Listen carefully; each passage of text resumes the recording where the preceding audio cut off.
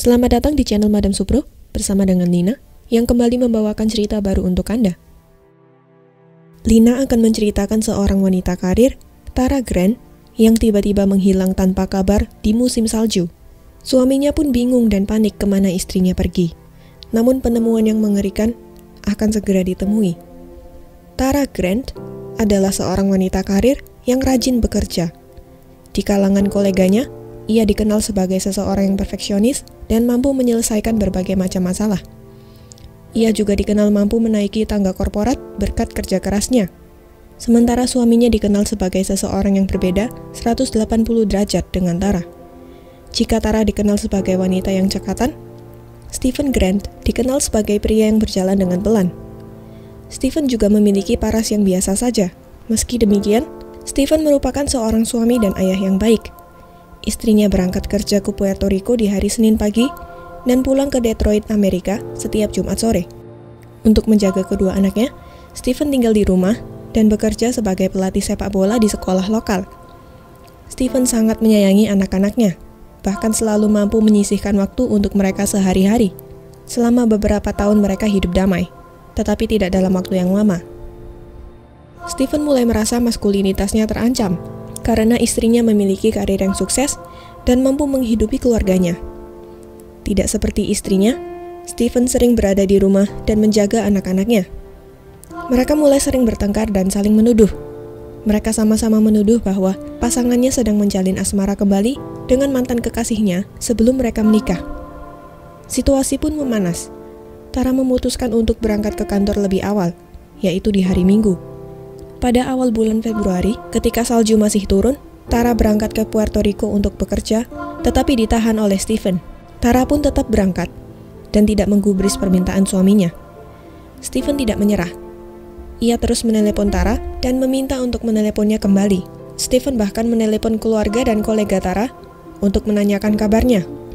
Semua orang mengatakan hal yang sama pada Stephen, yaitu bahwa Tara hanya perlu menenangkan dirinya, dan ia akan segera mendapatkan kabar dari Tara. Hampir seminggu berlalu, dan Stephen tidak mendapat kabar dari Tara.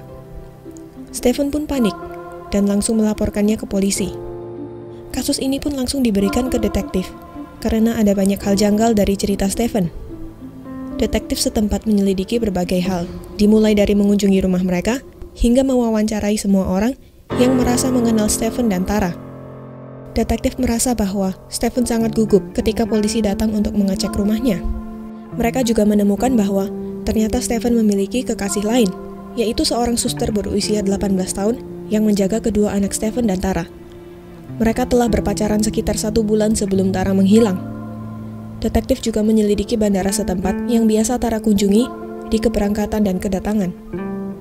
Di sana, tidak ada rekaman yang menunjukkan bahwa Tara pergi ke Puerto Rico. Tara juga tidak bertelepon siapapun semenjak Tara menghilang. Kartu kredit Tara pun menunjukkan bahwa tidak ada transaksi semenjak dan sebelum Tara menghilang. Tidak lama, polisi dan detektif menemukan penemuan besar. Seorang wanita melaporkan bahwa ada benda janggal yang ia temukan di taman. Ia menceritakan bahwa benda tersebut merupakan sebuah kantong dengan isi yang mencurigakan. Polisi dan detektif pun mengecek benda tersebut dan menemukan bahwa ada alat cukur logam yang penuh dengan darah. Mereka pun mengecek DNA darah tersebut dan ternyata DNA tersebut cocok dengan DNA Tara. Terkejut dengan penemuan mereka, polisi setempat langsung mengerahkan tenaganya untuk mencari di seluruh taman tersebut dan menjaga rumah Stephen. Di sini Stephen mulai tidak kooperatif. Ia tidak mau melakukan apapun yang diminta oleh tim detektif. Pertanyaan apapun yang ditanyakan polisi harus diberikan melalui pengacaranya.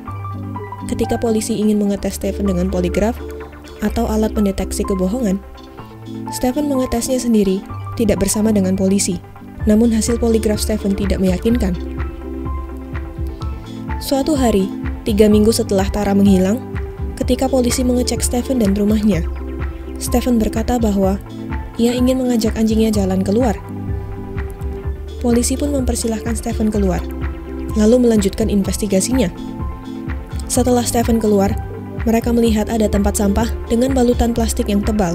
Mereka menyentuh untuk mengecek kira-kira apa isinya. Mereka merasakan hal janggal ketika mengecek. Plastik tersebut pun dibuka, dan mereka terkejut. Mereka menemukan sebagian dari tubuh Tara.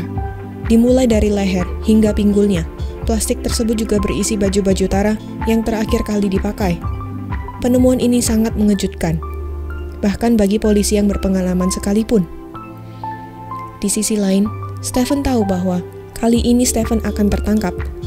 Ia pun berpura-pura mengajak anjingnya keluar, lalu menghilang.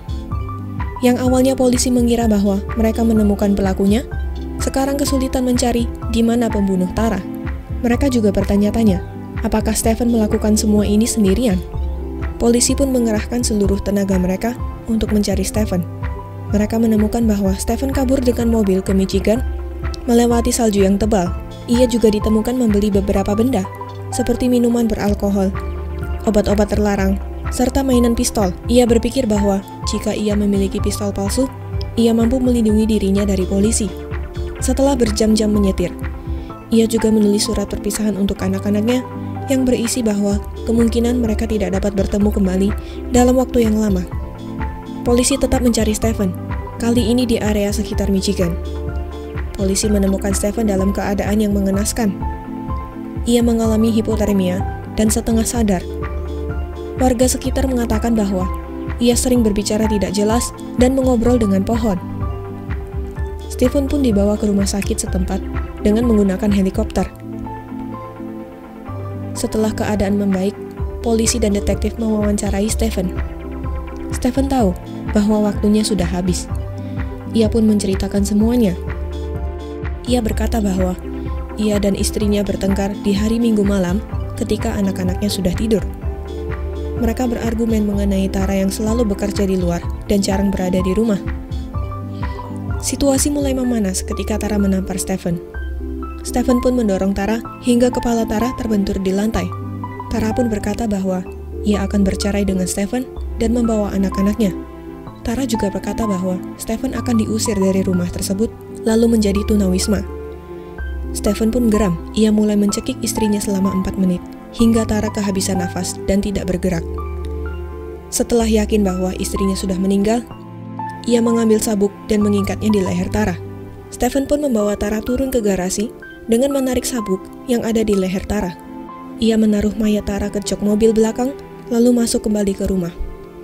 Tidak lama, pacar Stephen, yang merupakan suster untuk kedua anaknya, datang ke rumah. Stephen pun menceritakan bahwa ia habis bertengkar dengan Tara, dan Tara meninggalkannya. Suster tersebut tidak tahu bahwa Stephen baru saja membunuh istrinya. Ia pun lalu menenangkan Stephen dan menghiburnya. Stephen juga menceritakan ke polisi bahwa ia mulai berencana untuk menutupi tindakannya. Ia mulai menelepon Tara dan mencari-cari Tara, meski ia tahu bahwa mayatnya berada di garasi rumah. Keesokan harinya, Stephen pergi ke toko mesin milik ayahnya menggunakan mobil di mana mayat Tara ditaruh. Ia masuk ke toko tersebut dan menyiapkan tempatnya untuk memotong mayat Tara. Meski beberapa kali muntah, Stephen tetap melanjutkan dan memotong mayat Tara menjadi bagian yang lebih kecil. Setelah itu, Stephen memasukkan mayat Tara ke beberapa plastik dan melapisinya hingga tebal. Hari selanjutnya, Stephen membawa beberapa kantong plastik tersebut dan menaruhnya ke dalam sebuah kotak. Ia lalu mengambil kotak tersebut dan pergi ke sebuah taman menggunakan kereta luncur milik anak-anaknya. Namun ketika berada di atas bukit, ia menaruh kotak tersebut di atas kereta luncur dan tiba-tiba kereta meluncur dari atas bukit. Begitu kereta berhenti, bagian-bagian mayat Tara berserakan di atas salju. Stephen pun cepat-cepat membereskannya lalu menguburnya di tempat lain. Ketika Stephen mendengar bahwa ada investigasi besar di taman untuk mencari mayat Tara, Stephen pun panik dan mengambil bagian terbesar dari mayat Tara, yaitu batang tubuhnya. Awalnya ia memindahkannya ke toko mesin ayahnya selama sehari, lalu diambil kembali. Ia takut bahwa mayatnya mulai membusuk dan orang lain bisa menciumnya. Ia lalu menaruh bagian tubuh tersebut di garasi rumahnya sendiri, yang pada akhirnya ditemui polisi. Setelah menceritakan apa yang sebenarnya terjadi, polisi pun yakin bahwa hanya Stephen yang melakukan tindakan keji ini. Kekasihnya sama sekali tidak tahu apa-apa. Stephen pun dijatuhi hukuman penjara atas kasus pembunuhan dan mutilasi mayat. Ia akan dipenjara selama 50-80 tahun. Bapak Ibu, Sungguh miris apa yang terjadi kepada Tara. Ia memiliki keluarga yang baik, karir yang baik, serta keuangan yang baik. Ia mampu menghidupi dirinya dan anak-anaknya. Namun justru diakhiri oleh suaminya sendiri dengan cara yang tragis. Jika saja Stephen mau menyamakan kemampuannya dengan istrinya, tentu Tara akan memiliki kehidupan yang jauh lebih baik. Stephen bisa saja mencari pekerjaan yang bisa ia lakukan di rumah, seperti trading forex. Tidak butuh pendidikan khusus atau modal yang besar untuk trading forex, sehingga siapapun bisa melakukannya, termasuk Stephen. Stephen juga bisa belajar cara mengelola keuangan, sehingga ia bisa melipat gandakan pemasukannya dan istrinya. Jika demikian, mungkin Stephen dan Tara saat ini masih hidup tercukupi dan mampu menghabiskan waktu bersama anak-anaknya. Tetapi sayangnya, bukan ini yang menjadi realita. Jika Bapak Ibu tertarik untuk menggali lebih dalam dari kasus ini, silakan kunjungi channel YouTube True Crime Daily. Sekian cerita Lina kali ini, sampai jumpa di kasus berikutnya.